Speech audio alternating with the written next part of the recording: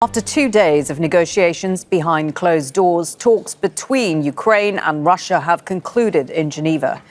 Ukraine says discussions aimed at ending nearly 4 years of war have been difficult, but are set to continue.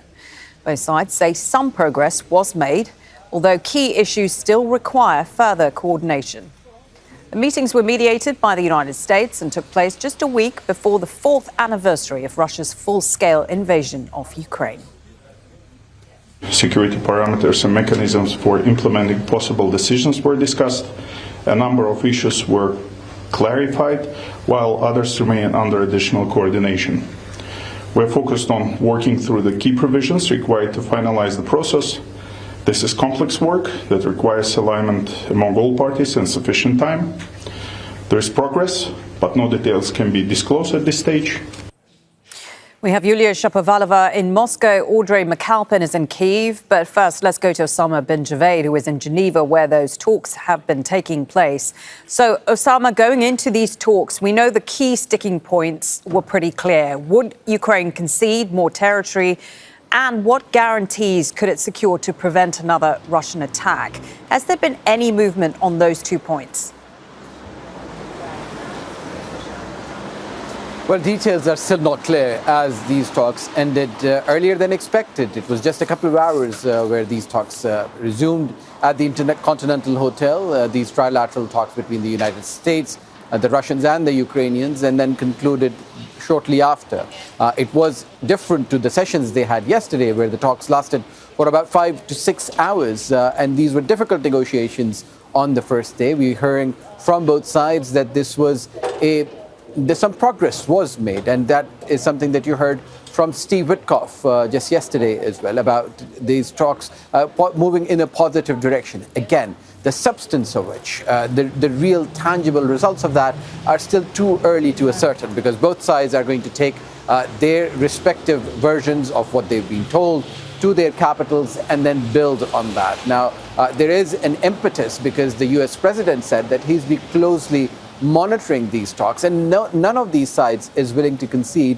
There has not been much progress that's been made. You're hearing from Ukraine that these talks were on 2 different tracks. There was a political side and a military side that might be easier, and the political front, which is the real questions about ceding territory, about territorial gains, about what will be the future of that border, still remain unresolved. So yes, there has been contact once again. There have been 2 rounds in Abu Dhabi, another round in Geneva, and it appears there might be more to come. But on those real concrete issues, it is not yet clear how these sides can move closer because of that major issue of eastern Ukraine, where the Russians not just want to hold the territory that they have, but according to their referendum, they want to take more of Donbass, a condition that the Ukrainians are just not ready to give. The United States have been putting pressure on the Ukrainians to come to some sort of an agreement. But what does that actually look like? It is difficult to say, even after these 3 rounds of talks. OK, let's get the view from Ukraine. Audrey MacAlpine is in Kyiv, and we've heard from President Zelenskyy. He's been speaking to media, saying that the positions of both sides are different for now. But he did say they have agreed for talks to continue. What are you hearing where you are? Yeah, just moments ago, Ukrainian President Vladimir Zelenskyy addressing press via a voice note on a WhatsApp group, saying that there was real progress on the military issues, but that the political issues remain difficult and unresolved. And as Osama was just laying out there, that there are 2 different tracks to these discussions. There is a military track that involves how a ceasefire, for example, would be monitored. According to Zelenskyy, they were able to reach a consensus on this, but there is also a political track that involves the big issue of territory, as well as the Zaporizhzhia nuclear power plant, which is in the south of this country. It's currently held by Russia, but that is a point of contention between these 2 sides. But there is a third issue here that is more between Ukraine and the United States, and it is the question of security guarantees. Ukraine, before discussing or ceding any territory, wants security guarantees from the United States. And it appears that the United States is unwilling at this point to really lock down what those security guarantees might be before Ukraine is willing to give an answer on whether or not it will cede territory in this Donetsk region. So a bit of an impasse here between Ukraine and the United States. And it just appears that without agreeing to that, how all three can agree to any further peace negotiations, though, as we mentioned, they have agreed to meet again. Let's go to Moscow. Yulia Shapovalova is there. What are you hearing from Moscow regarding these latest talks?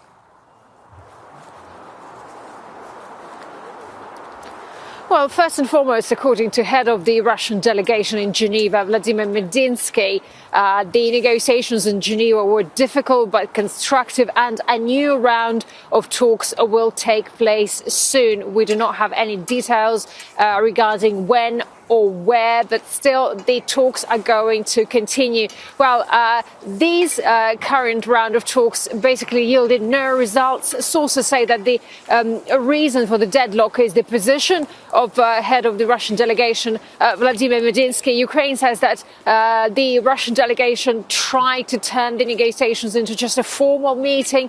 Russia wanted to buy time for its armed forces on the battlefield. While Foreign Ministry spokeswoman Maria Zakharova just said minutes ago that Ukraine and the West insisted on the ceasefire in order to regroup their armed forces. And basically, she said that Russia won't be fooled by that.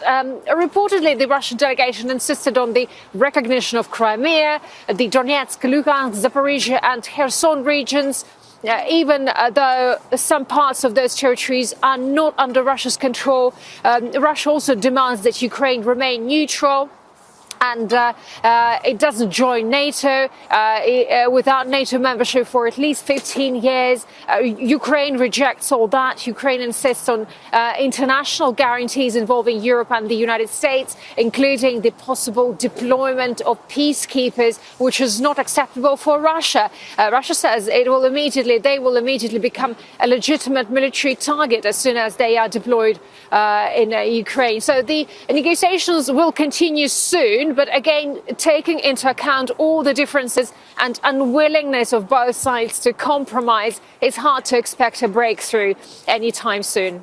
OK, many thanks to all our correspondents. Yulia Shapovalova there in Moscow, Audrey MacAlpine in Kyiv, and Osama bin Javaid in Geneva.